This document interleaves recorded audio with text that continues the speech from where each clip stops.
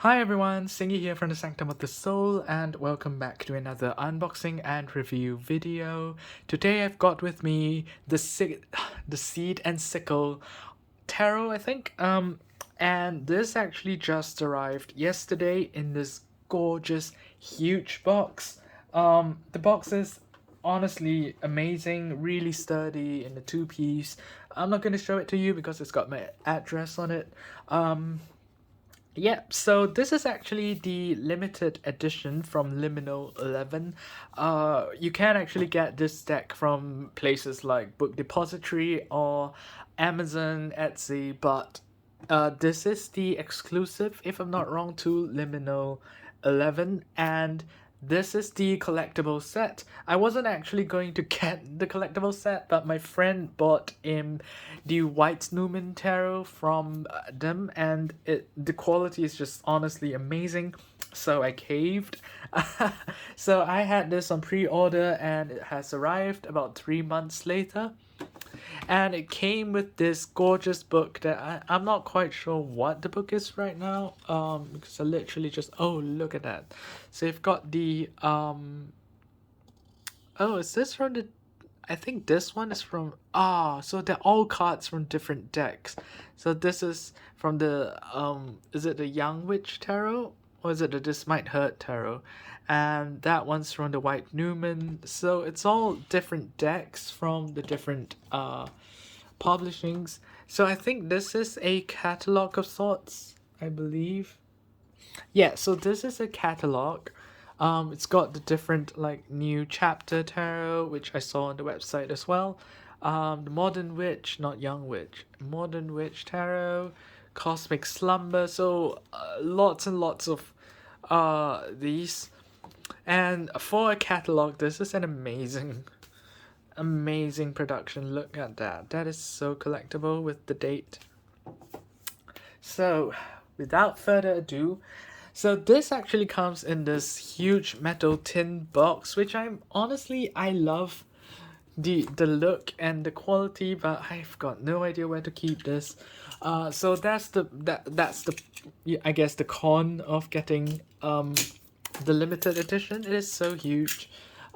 And Singapore is extremely humid, so I'm worried that it's not going to last long. It's going to start rusting. My friend's hasn't rusted yet. It's been months, so fingers crossed that that's not going to happen. But I've had a lot of these, like, metal lunchbox cases, and they've all rusted in the end. So here we go. Look at that. It's so pretty. How do we open this? Let's see. Oh, okay. So, interestingly, that's the bottom. I think the opening is here. Yeah. Okay. Look at that. Oh, wow. Okay. So we've got the card limited to 1,111 copies. Certify that this is a copy of the Seed and Sickle. Gosh, it's deck 133. Good number. Okay, and it comes with this. Is this a guidebook or notebook? It's an empty book. Really nice. Probably not going to use it though. That's the pouch. Oh, okay. So interestingly, the pouch is embroidered rather than heat stamped on, so it feels like this isn't going to flake off. A lot of the different decks, like the Travis McHenry deck, was it that deck? No, I don't think it was Travis McHenry. I think it was the Sabbath or something. Those feel like the words was already starting to flake off when I got them. Alright, so these are the decks proper. One perk of getting the limited edition is it's just a bit more expensive, I think. But you get this Oracle deck. This deck will never be available anywhere else. This is the only place you can get this deck, and it is in the same set as the Seed and Sickle. Ooh, gosh. Okay, so, oh, look at that. Okay, so this deck comes in this amazing box, and basically I'll just remove that as well. Okay, and that's the Citadel Deck. Gorgeous. And this box is essentially just that. So you can essentially just do away with that altogether and just keep the decks separate and use this for something else. I don't know what I'm going to do just yet, but it's a gorgeous deck, a gorgeous box all the same. So we'll start with the Seed and Sickle. This is by Fez Inkwright, and it is so beautiful. The box itself is beautiful, and you guys know I hate getting, receiving decks and the boxes are already dented and all that, but this deck came in pristine condition. The box itself, let me just show you the box. This is how it came in. Look at that. That is a 2-piece cover with these thick cardboard. That is effort right there, considering that it is a metal tin and they still went to that length, those lengths. So I am actually extremely impressed by the amount of effort they've clearly put into the packaging. So this deck doesn't come with any plastic, which I really appreciate. Oh, okay, so right, so the deck, look at how they look at that design. So it opens like that. It's magnetic, and okay. So even the insides of this box, one for the seed and one for the crow. Oh, is it pronounced sieve? I'm not actually sure, but yeah. So that's a magnetic box. Very interesting. And we've got a box within a box, like one of those dolls. Oh, look at that. Okay. So that's the deck itself, and I suppose that's the guidebook. Ooh. Okay, not a fan of whatever that is. Oh, the 2 books. So this was in there. Oh. Okay. Yeah, that's going to give me some problems later. Okay. So we've got a deck guidebook, and we've got a dusk guidebook and a dawn guidebook. So we've got the dusk and dawn thing going. I actually vaguely remember this while buying it, that it was an interesting system. So we've got the cards. Oh, jeez. We've got these really nice full page images. It's not really a full page image, but I like the aesthetic behind that. It just looks really, really polished. That's the Dawn, which are basically the same cards. They look like, just lighter. So I'm not sure what's going on. Maybe it's double-sided. I don't know. Anyway, so we've got the deck itself. So I think this might... Is this a tarot or an oracle? The seed. Okay, I think that's that's a tarot. So this is kind of like a rose gold. Not quite as rose as I was expecting, but it is a rose gold anyway. Okay. So I think we're going to have to crack the deck. Ah, that is satisfying. Okay. Let's look at the seed.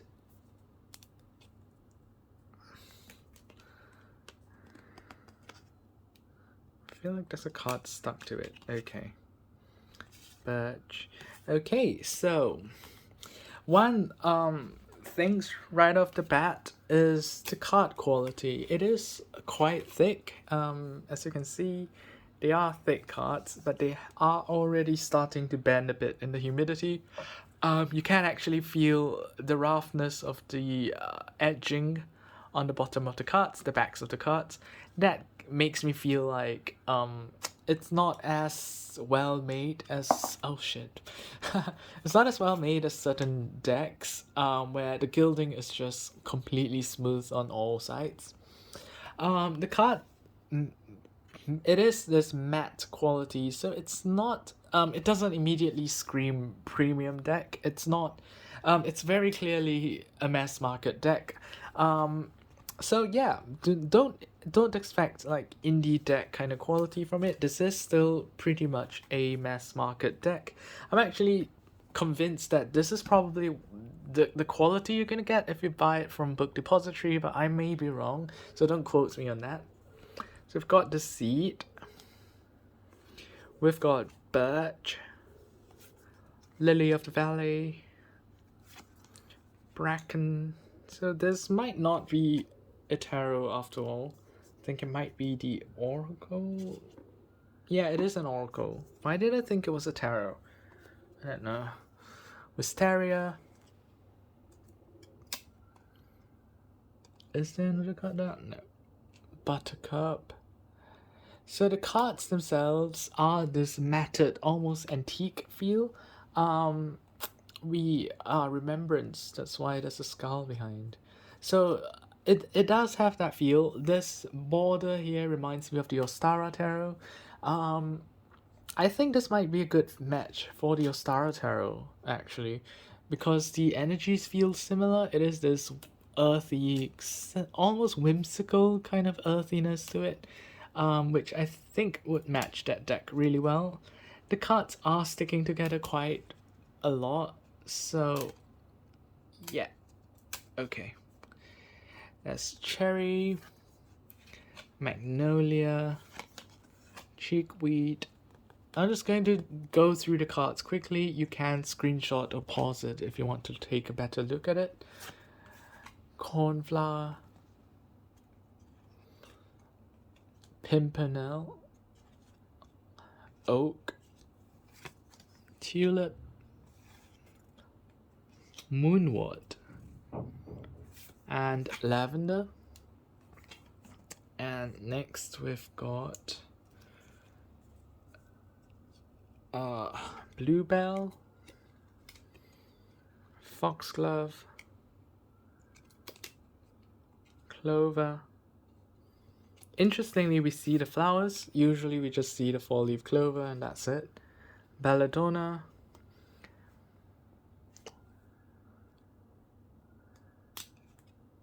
Rowan, okay, Clematis, Willow. There's not here. Probably going to be poignant, or at least an important symbol. Basil, Daisy, and hops. For those of you who don't know what this is what goes into your beer if it says hops beer or beer made with hops. Okay, Hawthorn, Feverfew, Mustard. I was expecting the seeds for that, but Asphodel, Mushroom. That's not very exact. We've got it's the sun phases, I think. I think the moon. The color makes me think sun, but I don't know. Maybe it's the moon over Bangkok or something. Oleander. I'm saying that because when I went to Bangkok, and admittedly it was a long time ago, the moon was extremely yellow and I was so fascinated by it. I was really little back then, so I kept asking my parents, like, why is the moon yellow? Why is the moon yellow? And all they said was, oh, it's just in a different place. Dandelion, Elder, Ivy, Ragwort, Thistle, Crocus, and the last ones we have got Strawberry, Blackthorn, Rose. Oh, that's very whippy. Verbena, one of my favorite scents actually. Alder, Bramble, Citrus, not very precise either. Aconite, holly, mistletoe, chamomile, mandrake, henbane,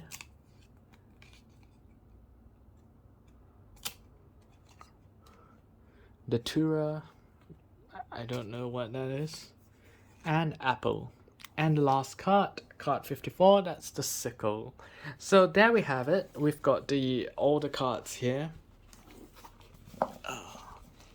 And now that we have separated them, it is a lot easier to shuffle now. They're not sticking back together, so that's a good thing.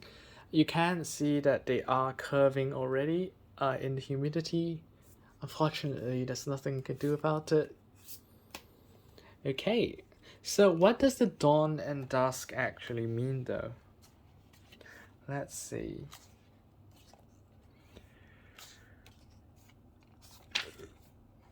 I don't actually know. Is it a reverse thing?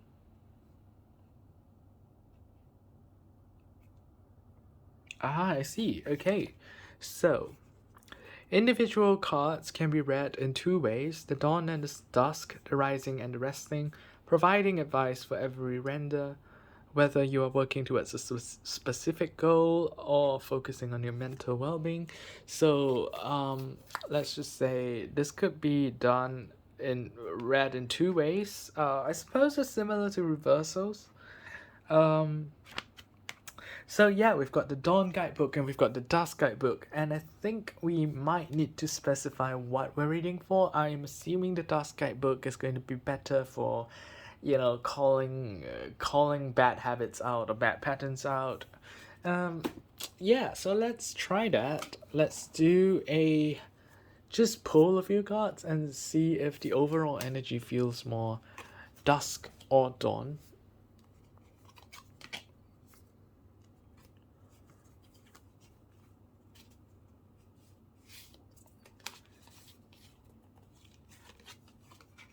There we go. Oh, okay. Right, so we've got jasmine, oleander, and the seed. That's card 10, 32, and 0. So I'm feeling dawn right now, so I am going to read the dawn.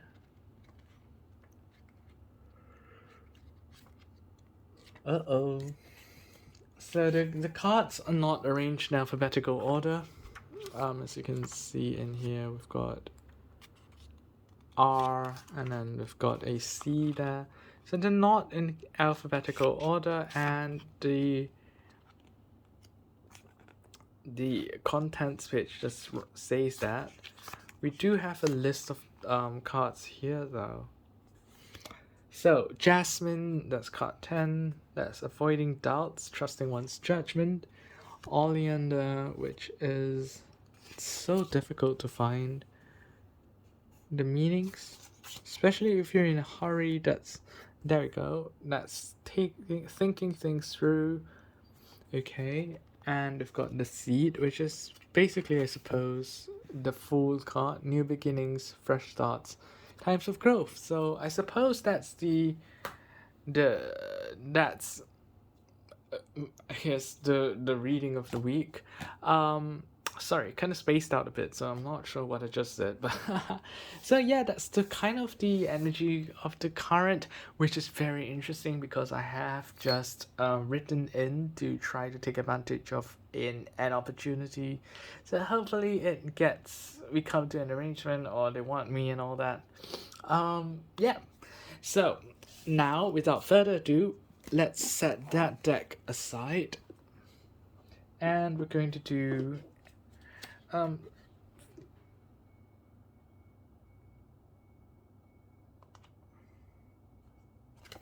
okay, so I checked out the dusk guidebook, and it does have a more so I'm assuming that the dawn one would be if you're reading about, like, yeah, what's the current situation like on the surface. But the dusk one tells you something deeper. The dawn one is just like, yeah, be strong and all that. And the dusk one seems to be talking about what was I thinking? Yeah, about how to manage each of them, like containment, determination, overcoming difficulties. It's like more advice than general reading. So I'm excited. This is the Citadel deck, and it opens like that. Interestingly, so the cards are okay. So these cards are they're in a hexagon. Jeez. And they are hot stamped, I suppose. Oh, that's the guidebook, which is also in the same shape. Quite substantial for the size. And yeah, so we have got very nice background. The cards are very thick. They are actually thicker than that deck right there. So the aspirant, the assassin, the fate, the heir, the hound, the king, the poet, the sleeper, the waker, and then everyone's like, oh. This is a very, very, very interesting kind of images. Very difficult to read though. The queen, the acolyte. So acolytes, the alchemist, interestingly, the entire flask is golden. The astronomer, the cartographer. I thought these were two people. Look at that card. And the champion, the enchanter, the priest, the scholar, the sentinel, the summoner, the warrior, the archer, the forgotten, the hunter, the pathlessness. Sometimes, never mind, I'll get to that. The pilgrim, the sailor, the shepherd, the thief, the walker, the weaver, and the witch. Let's see how these shuffle. The edges are a bit sharp as I was picking out card by card.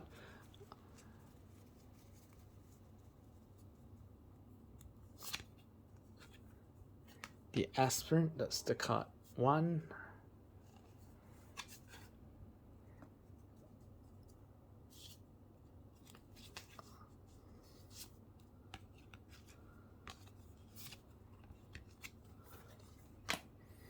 Okay, and that's the warrior.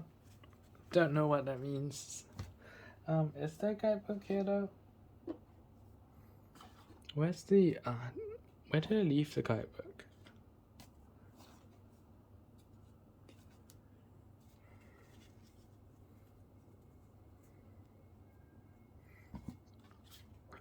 I am blind.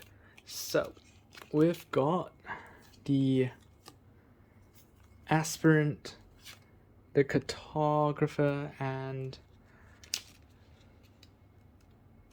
the warrior. So the warrior is about hard work, perfectionism, and burnout. So you kind of have to tell what the context is. I'm not doing like a really serious spread right now.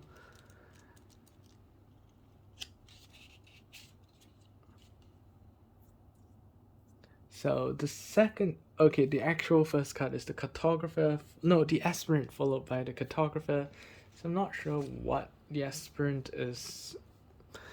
Aspirant, ambition, settings and reaching goals, and incoming difficulty. So I suppose that's the incoming difficulty. We've got the cartographer as well.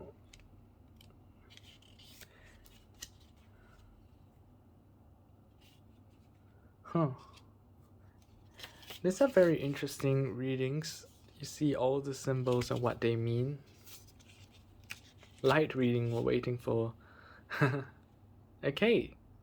And the warrior, we've got hard work, perfectionism, burnout. The cartographer, which I still haven't located. Ah, there we go. Forging your own path, learning from the road behind you. So it's all about learning from things behind me, learning from past experiences, learning. So I suppose that's a lot of energy that might hold me back. So I need to unlearn some of that and learn how to let go more. So without further ado, this video has gone on long enough. I believe that this deck has much better quality than the goldfish one. But I don't know, the cards just feel sturdier, honestly. But they are from the same publisher, so you know, who knows. Yeah, so thank you so much for watching. I hope you liked the video, or if you were thinking of purchasing a set, I hope I helped. Yeah, do hit the like button and subscribe to my channel if you'd like. I will link my social media in the description as well, and as well as where you can get your very own seed and sickle bucket list. So yep, yeah, enjoy your day. Thank you so much for watching. I appreciate the people who do watch my videos. Absolutely appreciate you guys. So yeah, that's about it. So wanna watch me put this back in? That fit okay. Guidebook. Yeah, it doesn't fit okay. And this thing, we put it back. And it's magnetic as well. Very nice. So yeah, that's it from me today. Take care, have a great day. Bye.